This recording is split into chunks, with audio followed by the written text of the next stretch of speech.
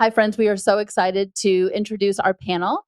So we're going to start this way. So Jenny Wigleb is the founder and director of Missions for Mustard Seed Thrift on Mission, a nonprofit organization that's dedicated to helping survivors of childhood sexual abuse access resources for healing. Thank you, Jenny, for being here. Thanks so much for having me. Next, we have Zenebia Law. Zenebia is the director of Southern Indiana programs at the Center for Women and Families. As a certified domestic violence and sexual assault victims advocate, Zenebia has worked with survivors in a variety of roles. Zenebia uses her experience currently to develop the center's staff and provide training to the community. Thank you for being here. Glad to be here. And Ash Rathwell, thank you for driving from Indianapolis to be with us today, is the training services manager at the Domestic Violence Network, where they develop unique trainings and educate the community on domestic violence and the many impacts on the community. Ash has trained thousands of individuals across the country and internationally on domestic violence, adverse childhood experiences, and trauma-informed care. Thank you for being here, Ash. Thanks for having me. Yay! So we want to lay some foundation before we get started in our discussion. Our project believes a couple of things. First, that nothing is changed until it is nothing can be changed until it is faced, and that's a quote from James Baldwin, that he told us that not everything that is faced can be changed, but nothing can be changed until it's faced. So we believe in naming the problem, naming what's going on in Southern Indiana. Where are our gaps and where are we doing well? And let's move forward in that way. We also believe that in order to sleep at night, people who are unaffected by these populations have to believe that, good things happen to good people, and there are services and safety nets to catch those who find themselves in need. They also have to tell themselves stories about the populations. It makes us more comfortable to, our brains typically just create these boxes to understand the world better. And so what I would like to get started and ask, what are the boxes that we put people who find themselves in relationships that have unequal power dynamics, relationships with violence? What are the myths and the boxes that we put people in? Who wants to start? Yeah. Not everyone at once, though. We can't. If you talk over each other, we can't hear. Yeah, fair. I think that there's a lot of myths, right, of what a domestic violence survivor looks like. I think oftentimes what we were getting was the mom leaving in the middle of the night with the perfect age children, and that this is the domestic violence survivor. Or that this is a single person, like a single woman. I should just call it out, single woman, and that this person has experienced domestic violence because they've put themselves in that situation. So I think that is some myths. Anybody can experience domestic violence, right? It doesn't have to be a woman. It doesn't have to be the single parent. They could be in any different level of socioeconomics, right? They can be in poverty. They could be middle class. They could be rich, right? All those different types of abuses can happen to different people on different levels. I can tag on to that. I think that was yeah, you summed it up so well. I know that in the work that I do at Domestic Violence Network, I've focused really heavily on raising awareness on what does this look like in the LGBTQ plus community too, because so often that was a community that was just completely cast aside in the domestic violence conversation. It was viewed as something that happens to cisgender heterosexual people for such a long time. And then we saw so many LGBTQ plus individuals coming forward of being like, well, no, I'm experiencing this and this and this in my relationship, but is that not domestic violence because I'm not straight or cisgender? And so really naming that, yeah, it literally can happen to anyone.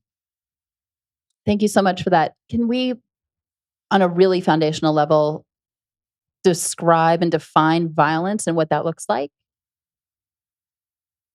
Yeah, so in our work, we like to use the power and control wheel. If you are familiar with us and done any of our trainings, you know what the power and control wheel is, but I'll briefly explain it to you. It is essentially data that was collected from survivors through a survey. And what they identified was that there were themes to what the violence that the individuals were experiencing within those relationships. So to name some, this is like me, I'm going to do a pop quiz on myself, right? So we have the physical. Everyone knows the physical. That's the one that everyone thinks about when they think about domestic violence. But there's also sexual. There's also using the children. There's also privilege. So using someone's privilege that could also fall under religion, that kind of thing. There's also financial. In fact, the financial piece is what keeps a lot of people in the domestic violence situation. And there's also, let's see, I'm missing one. What's the last one, y'all?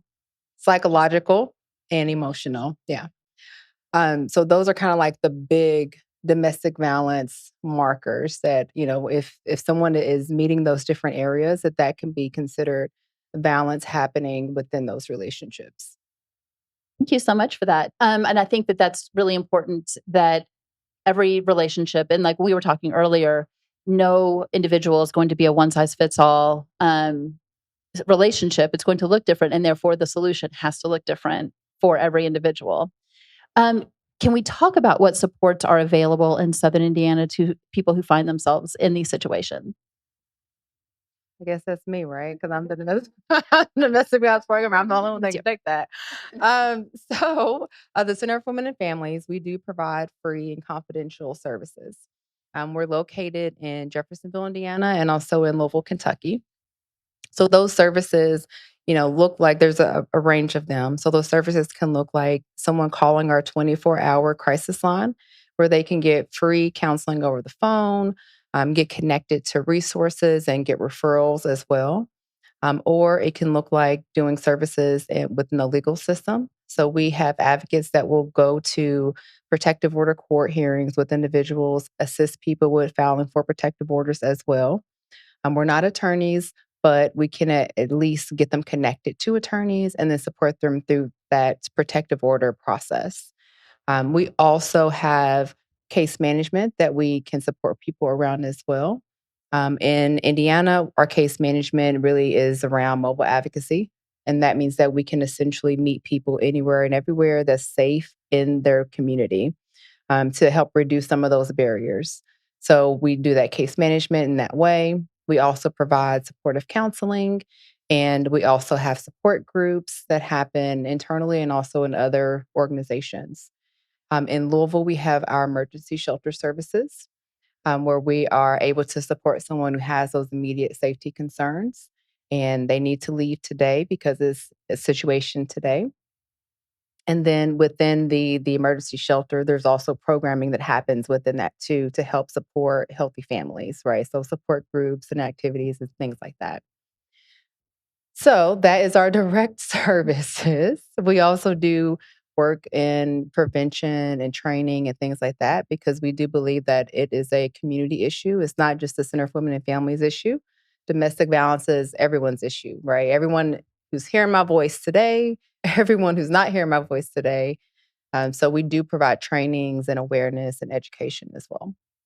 I want to pull out a couple of the things that you mentioned. And I think it's important for us to know in Southern Indiana, um, the model has changed since 2020. Is that when the model shifted? 2019 officially. And so that's really important. I don't think that everyone is aware of that shift, that we moved from a place of having emergency shelter. So everyone knew the center because it had a location that had shelter attached to it. And for many reasons that I hope that we get to talk about, now that particular service is only available across the river. And that's one of the things that we talk about in this program a lot in this project is we rely very, very heavily on Louisville and the infrastructure available in Kentucky. But that is very problematic for some of the most marginalized groups in our state. Going across state lines changes everything and often makes the programming and the services unavailable because of insurance coverage or because I have kids in school and I have a partner who is going to make it an issue for me to cross the line, cross the state line. So these are things that we need to keep in mind as we're listening to what we have. let's also think about what we don't have. I don't want to, not that I want to come from a scarcity model, but I think that that's really important information. Um, and if we can highlight the ways that we lean so very heavily on Louisville, um, to say we need those services here. And in all of our panels, we've heard over and over again, people are going to Louisville for these. People are going to Louisville for these services. Southern Indiana doesn't have the infrastructure that we need. So that's one thing I wanted to highlight. And another thing that I wanted to highlight was the statement that you made that domestic violence is not only the Center for Women and Families problem to solve. And you mentioned that during our podcast, and I have been running that. I've said that to multiple people. I'm like, I want you to hear this because I think it's really important. The only really I'm saying it so much because I want to get my head around it. A issue exists, and while the center exists to address the issue, it is not the center's problem to solve. Can we talk more about that? Can you expand on that thought? Yeah, allergies. So I think there's many things I can expand on with it, right? Number one, our team is small. We have 8. Okay, we have 8 people, and we that's divided between prevention, domestic violence work, and sexual violence work. So, just in general, if you just think about the population in Southern Indiana, that's not enough advocates. They have caseloads between 15 to 20 people.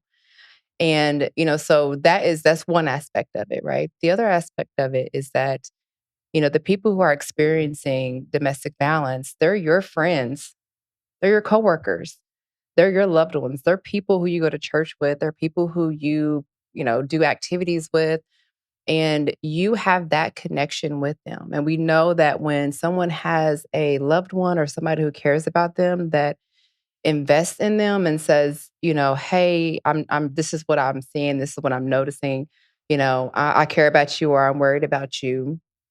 That increases the likelihood that that person is gonna seek services and get the support that they need.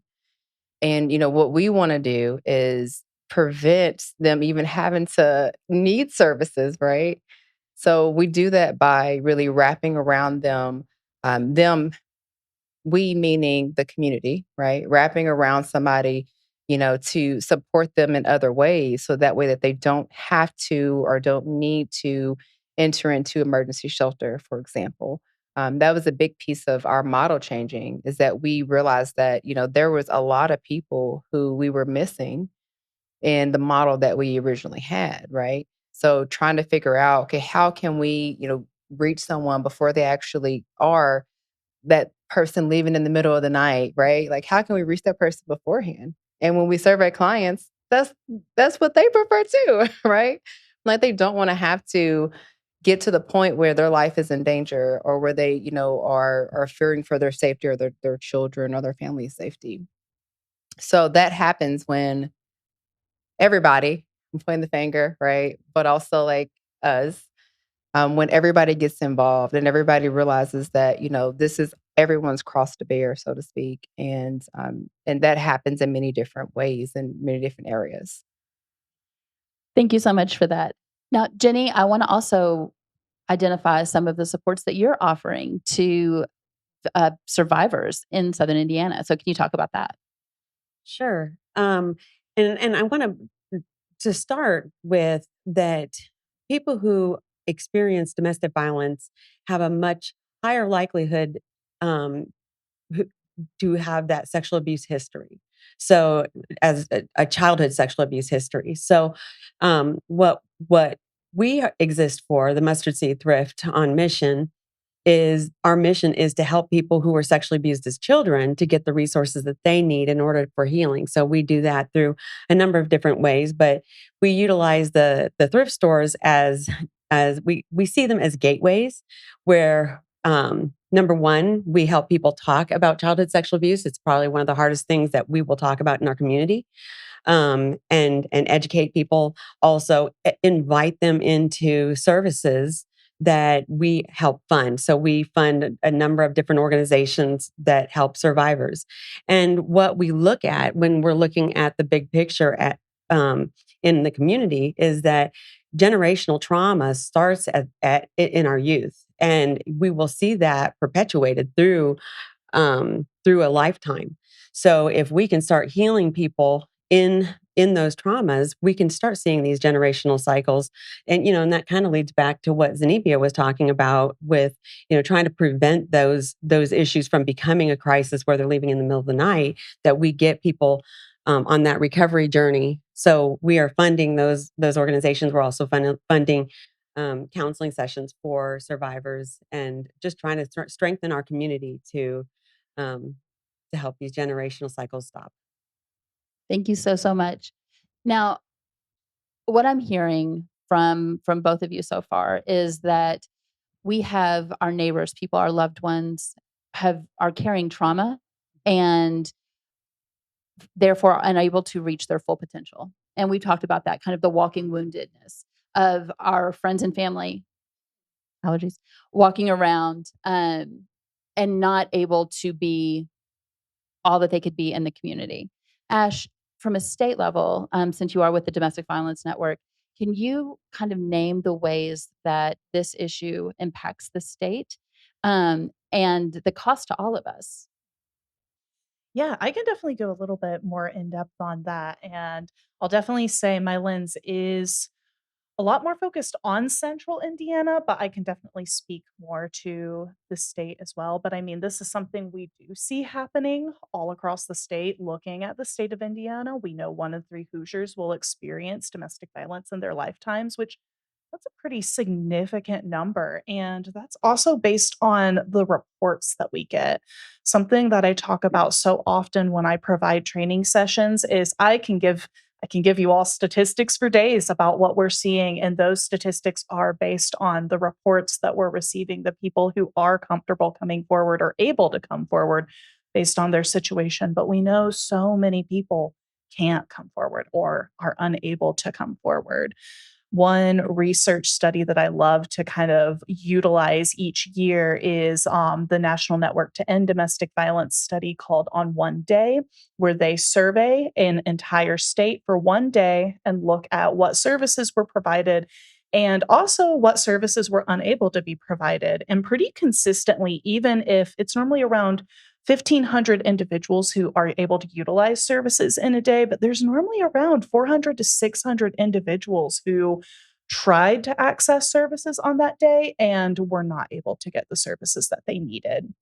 And so that's something even with the services we have available, it is that kind of consistent thing we're seeing of we need more services because there are a lot of people who are experiencing this who want to access the help that they need. And unfortunately, we see capacity issues all over the state. We see it all the time in central Indiana. And from what I'm hearing from southern Indiana, it seems like that's also the case. And so, yeah. And I think that for us, when we talk about equity, accessibility is a huge part of equity.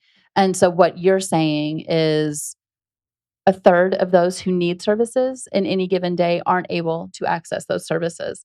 Um, Obviously, I think we need to name that money is a huge need in this area.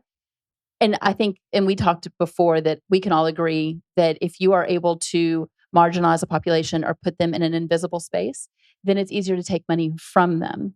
Can we talk about the ways that services have been reduced even just recently because of some policy changes that every one of you named to me individually when we were doing our pre-interview, and I thought that was really interesting that the state is showing us that it's easy to marginalize people who are experiencing domestic violence in this way.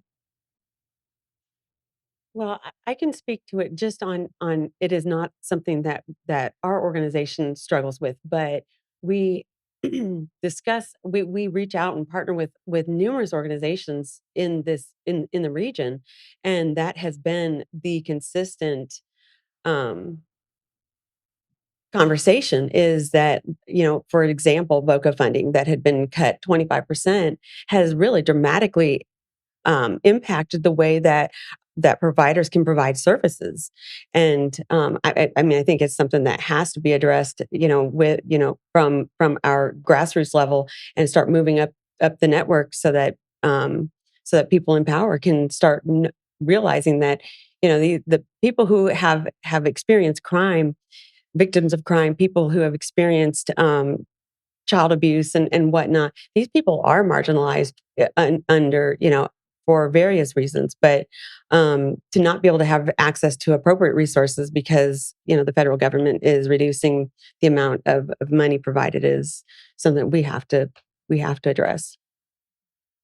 Yeah, and it just it continues to get cut, right? Like this is not a shock in the way of this never happens. It's oh, okay, now we have to scramble to figure out how to, cover programs, how to continue to offer free services. And it makes it more difficult from a programmatic stance. And even when we think about, and I think I brought this up in the podcast, like advocate pay, it's low. It's low. Like do your research, look it up, right? I'm not gonna put it on blast on this. Would you like to name it? But it's out there. You can look it up, right? And it's not a lot. So we get, people who come to us with the passion, but getting the pay, keep them not for very long, right? And you need to have high quality trained individuals who are supporting survivors of trauma in those spaces. But when we keep getting funding cut and when we keep getting, no, you can't increase the pay rate, no, you can't do those things, right? Because the money's not there. Like it is hard. So looking on it from that level where I think that community members and organizations and other individuals that they don't see it from that perspective. They're like, oh, like I said, it's not just it's not just the center's problem to solve, right? So I think it takes the village, right, to call out and say like, hey, where's the funding for Southern Indiana? Right into your congressman and having those conversations with business owners that, this is an issue. And, this is an issue that we all need to, take up, a piece of it and try to contribute to it. So what I hear you saying is your capacity at this point is 8 staff, and you have Clark and Floyd County, but people from I know neighboring counties. I'm just thinking about Scott County. I served when at a time that there was a Center for Women and Families office satellite in Scott County, and then that closed. And where do these families go now? There really is no service. But again, that's a money issue, and I think that as long as we can make people invisible, then that problem persists. If you had a magic wand and you could wave it and bring the services to Southern Indiana that you need, what are the blind spots? What are the services we're not currently providing and maybe that are being provided elsewhere that Southern Indiana needs to keep our families safe and stable? I think that you kind of called out just the fact that the lack of the LGBTIA population resources. Like even when we're working with individuals, it's like, oh well, how can I refer you? There's nothing to refer you to. So I think that that's a struggle. Anything specific to like BIPOC community, like that's also a struggle with finding resources and finding ways to be able to say, okay, these are individuals that look like you, that have similar life experiences that you can connect to. Like that's lacking as well. And then I think, just you mentioned like with the counties, right? A magic wand would be that in every county, there's resources, there's supports for domestic violence and sexual assault, that there is education around healthy relationships and sex ed and all those different pieces. So I think that would be my magic wand. And pay raises for everybody. You get a pay raise, you get a pay raise, right? Um, so I'm hearing you mentioned a couple of things, and I feel like I really want to touch back on those. The populations that are not either able to get help. You mentioned that if an LGBTQ community member comes to you, you don't know where to refer to because the services don't exist. So that's incredible, and I think we really need to sit with that and acknowledge that. Um, but also that there are other marginalized populations who, for many reasons, either are afraid to reach out or once they do, can't get the services. Can we talk about those things? Can we talk first? Let's name some reasons that people aren't reaching out. Some populations why would they be afraid to reach out for help? And everybody's like, yeah, Okay. I got it.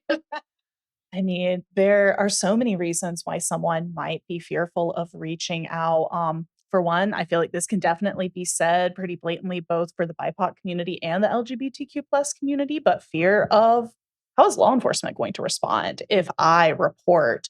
I know one thing that we see for the LGBTQ plus community is if someone appears to be in a same sex relationship and law enforcement comes to the scene, both individuals are more likely to be arrested because a lot of times it's, well, I don't know. There's kind of those gendered expectations on who's the person causing harm and who's the person experiencing harm. And oftentimes for LGBTQ plus individuals, people don't know what to do. And then also looking at rates of violence that happen for BIPOC individuals. It's, can I even trust the system if I call it? And that's a valid fear based on what we see nationwide in reports and violence for these communities. And so a huge aspect as to, well, can I even report? Is there somewhere safe for me to go? Is definitely something we kind of see happening.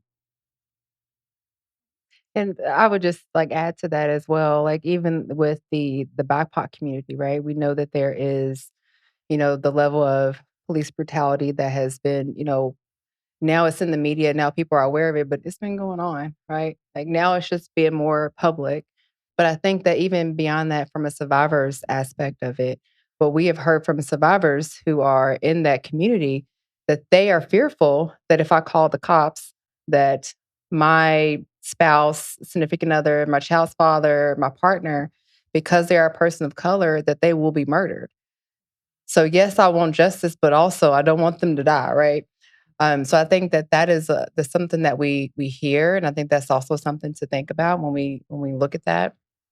And then also for survivors who are undocumented or who are immigrants, right? Afraid that if I call the authorities or if I even seek services. So it may not even be calling the authorities. It could just be the misconception that if I seek services outside of my partner or the person who's causing me harm, then, I will be reported or, or deported or that kind of thing. So we do a lot of supporting people around that, like that, no, it's confidential and no, we're not going to, that's not going to happen, right? If you seek services with the center. Would also like to add, on top of those populations, just the populations that, those people who have traumatic backgrounds, who grew up in traumatic backgrounds, specifically sexual abuse backgrounds, the level of secrecy that they live by. I mean, it becomes a code that you live by. So, one of the things that we effort to do through the mustard seed is just to help people have the conversation, just to say the words. If you're talking about sexual you know, partner violence, how many people are going to stand up and say, "Hey, that's going on in my life"? I mean, there's just these ways that people live that don't know that they can actually say it and don't recognize that they can come forward. So I think we need to address those populations. And it used to be legal to rape your wife, like Yep. not that long ago. Yeah. I think it didn't become a crime in all 50 states, marital rape, until 1993. But how many people are talking about that? I mean, it's a real thing, and how many people still live in that code of silence? Because what happens in the family stays in the family, right? Like that's nobody else's business. Don't tell anybody. So with that in mind, so I'm hearing a few things that lawmakers and policymakers need to hear about the ways that we provide these services. That law enforcement agencies need to hear about how safe those who need your services feel to reach out. Um, and those sound like training needs, and maybe just empathy, human, human needs. I'm not sure. Um, what can those who are not policymakers, who are not lawmakers or with law enforcement agencies, what can they do to support your community? Like you said, because it is a community need and there are our loved ones, they are our neighbors.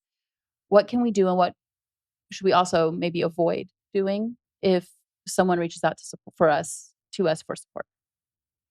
But I think that I do want to just raise up the police departments and the hospitals and the places that are, getting training and that they are seeking out information, right? So I think that that is like the baseline. That's what we're asking people. We're asking them to, get educated. If you are in a place that survivors are going to be coming to you, right? Like, like you're in social services or you're providing any type of services where you're talking to a person, right? Like, get trained, train your staff to recognize and be able to respond to a disclosure or to notice different signs, to be able to be prompted to have a conversation and to have the right conversation, right? Avoid the why.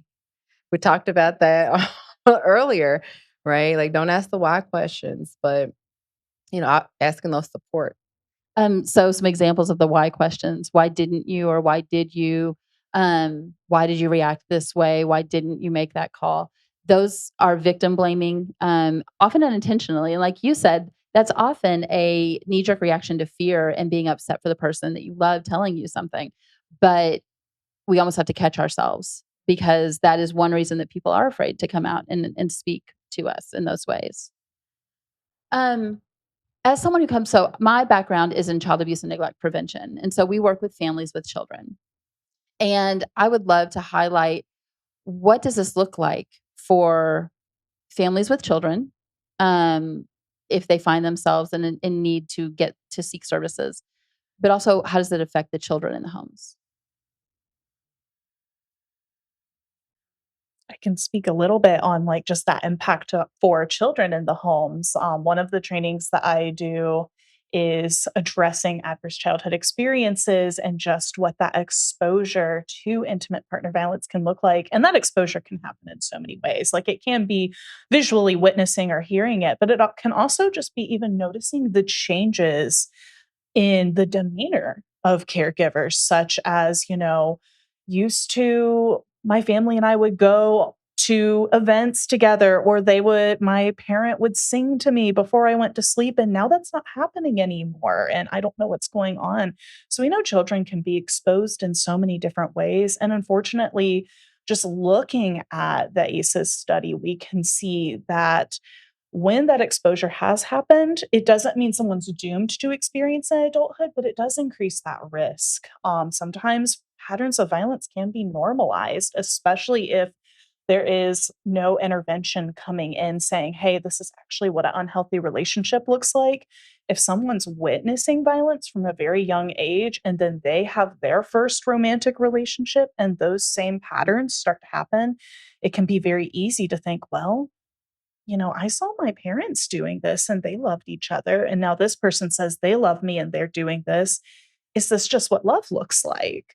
And so I think that's where intervention services and education becomes so, so, so important. Having those conversations, raising awareness, because sometimes if it's not there, it is easy to kind of fall into that cycle. Yeah, and I would just say, if you're a parent, talking to the schools, right? And saying like, we need healthy education, healthy relationships, education in our school system.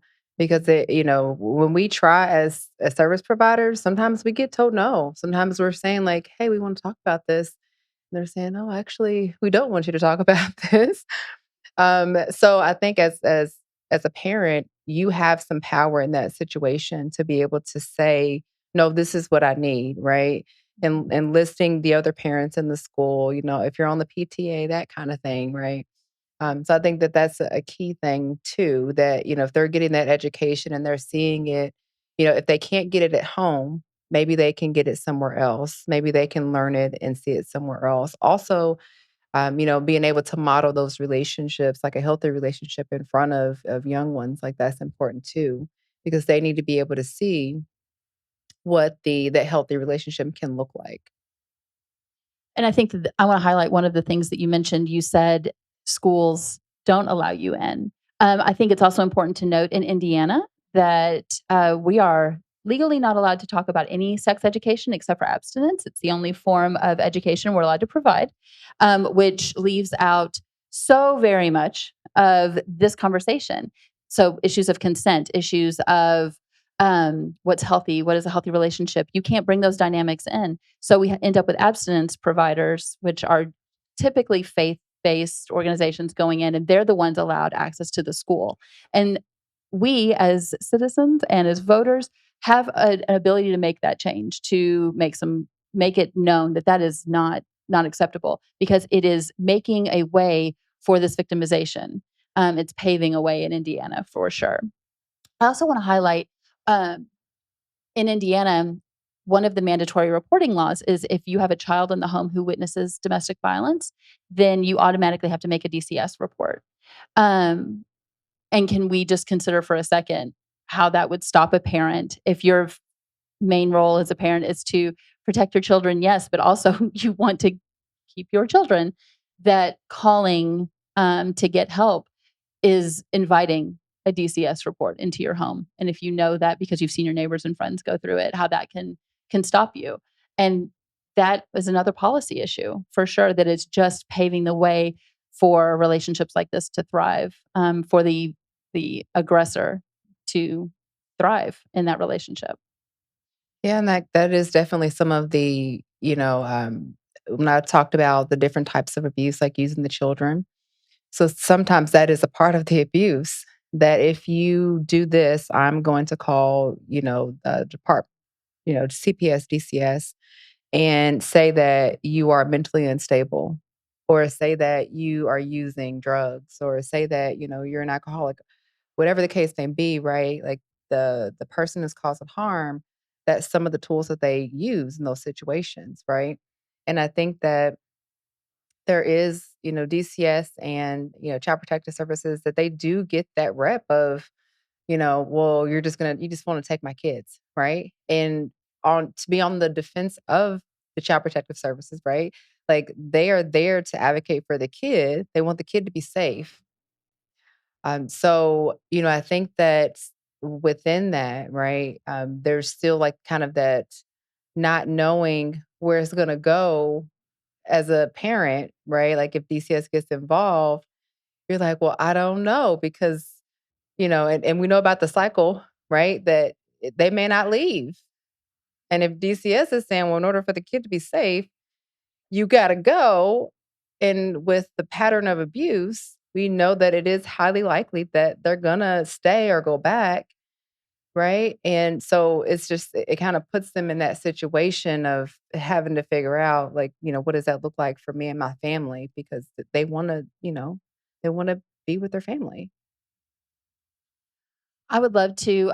I want to give everyone a chance to share some, if there's anything we haven't touched on, but I really am curious if anyone has questions, if we can open up the floor to questions. Miguel has a microphone that he's going to bring around. So I was in a relationship that it was, domestic violence in every way possible. And I had children with him, and I thought that things would be over once I left, but I had to share my children, and my children went through violence with him. And although I have full custody of them now, sorry, I get emotional. Um, they still have behaviors and triggers and things like that. So I don't really know how to help them because I'm still going through things myself, but they're my main priority. So I want to know, like, how can I help them? Like, I have them in counseling and things, but I don't feel like it's enough, like I'm doing enough. Yeah, thank you for sharing and being vulnerable in this space. I think that is, you bring up a really real issue that survivors go through consistently, where they have children together and they're needing to co-parent, and maybe they have attempted to go through the legal system to get custody, and they're saying, "Hey, my kids aren't safe," but it doesn't the custody does not go in their favor, and they still are required to have the kids, be seen, that kind of thing. And then you have to deal with the repercussions of that and what that looks like, to now your kid is in this environment and they're still seeing some of those abusive patterns, and how do I support my kid, right? And I think that, you know, definitely looking at getting them into treatment, getting them into therapy and starting there, like getting a professional involved because, when something moves into trauma, and especially at a young age, like, it does take that professional to support that child through that process because, and like and kids are so resilient, right? So doing that, and the fact that you are doing that, you are doing something, right? Like you are creating that ability for them to be able to see um, that this is not okay. And then I think as parents too, being able to model those behaviors, those healthy behaviors, and be open with having conversations around what a healthy relationship looks like, that's also a big piece of it too. So not only are they getting the professional help, but at home, under your care, under your, supervision, that they're seeing those healthy boundaries, they're seeing those healthy relationships, they're seeing those healthy responses to how they're feeling, right? So I think that's also a part of it because kids, their feelings are valid too. They went through it as well. And as the adult, being able to like validate that and let them know that, hey, yeah, like that was difficult. That was, I can understand why you're angry. I can understand why you're these things. Um, so yeah, like it's not a obviously it's not a perfect world and I don't have the perfect answer, but those are things that we've seen other survivors utilize and get some healing from. But it's a journey. It's a journey, and everyone's journey is going to look a little bit different. And sometimes you have to try a lot of different things. Sometimes some you've had to switch therapists. I tell people all the time, like you got to find, sometimes finding the good therapist is like your favorite pair of jeans. Like sometimes you get those favorite pair of jeans and you're like, "Oh yeah, these fit me perfect." And then something changes, right? Body change, whatever, pick up, lose weight, whatever. And then you got to find those new favorite pair of jeans. So a therapist is like that. Sometimes you outgrow them. And you have to figure out, or maybe you need something different. So don't get stuck and don't give up when you don't find that the right person at that moment. I would also add, and I forgive me if I missed it, but because we work with a lot of parents, people who have children, and you know, don't forget about you. You getting the recovery that you need, the healing that you need, because all of that is a river that flows that has deep roots. So walking your own journey because you're also, again, like Zenobia said, you are modeling that recovery, and so much fruit is going to be born out of that. Yeah, so much. One thing I love talking about healthy boundaries and like what it means to learn about our boundaries and what our needs are, and also the amazing impact of when we're modeling our own boundaries, how that influences others around us. I think that's so true for children as well. So, yeah, just affirming you're doing amazing work, like just providing making sure that your children have access to those, and yeah, to echo, your recovery is important too because that models so much for young people as well. You have more questions? So I'm a small business owner, and we often see my entire team. We see people who are going through grief or trauma. We are not counselors, we're not mental health providers, but people often come to us for those reasons. And the services that we offer, you simply go back, you do the service, and you come out. What are some things that we could do to either provide resources, or what are some ways to help my team to learn? What sorts of things we could watch for, or to be able to provide others who might be going through domestic violence situations. What are some things to look for, and where can we point people? Yeah, I would say having materials. If you have a private, sounds like it's kind of maybe a private area. So having materials up to be able to make it easier for somebody to get it if they want to or if they need to. If you have staff that are not comfortable with having those conversations, having it readily available is one thing. Also, the center does provide training. We have our training business cards back there on the table as well. But there's also so many other trainings that are available for businesses and for organizations on a national level, on a state level. And then I would just add that, you know, putting it into making it be a part of your staff's orientation that this is just a part of your training for working here. A part of your training for working here is that you recognize the signs of domestic violence, human trafficking, sexual assault, right? Those big trauma things that are happening, and that you know how to respond if you get a disclosure or if you notice these different things, and just making it just be a part of this is just we're going to normalize it. We're going to normalize that we can talk about this, and also what you'll realize too when you do those trainings is that your staff has experienced it. 100% guaranteed. Your staff has been a victim of domestic violence, sexual assault. Like, that's just what it is, whether in adulthood or whether in their childhood, right? Like, that's just gonna happen. I can definitely add to that too. Actually, one thing I've been researching and developing is a training for workplaces to help certify workplaces, to help them look at their policy and what policies are in place. And are there things that could be helpful within a workplace policy to help support not only the workers, but if you are working with the community, what that can look like. There are a lot of really great resources that are available too. I found one through the organization Futures Without Violence. They have an entire website they put together for workplaces, and it's divided up for within information for supervisors, information for employees, and whatnot. So there are some really cool resources out there. Something that I brought along with me as well that's on the table over there. We have something called shoe cards, is what we call them. They look like little business cards, but they actually have emergency domestic violence information on them. So I know sometimes in the businesses that we work with, we give them to them, they put them in bathrooms so that people can essentially, yeah, slip it in their wallet, slip it literally in their shoe so that they have that resource. So yeah, I just wanted to tack on and share that as well. We also have the ACEs training, which I think is so valuable for organizations. You can obtain that training for free. There's a lot of trainers in this area, um, and what I love about that is that it helps you have a different lens for the people that are walking in. I mean, and even in just your interpersonal dealings with them, you can have those hints of why is somebody reacting the way they're reacting, and why are coworkers acting the way they are.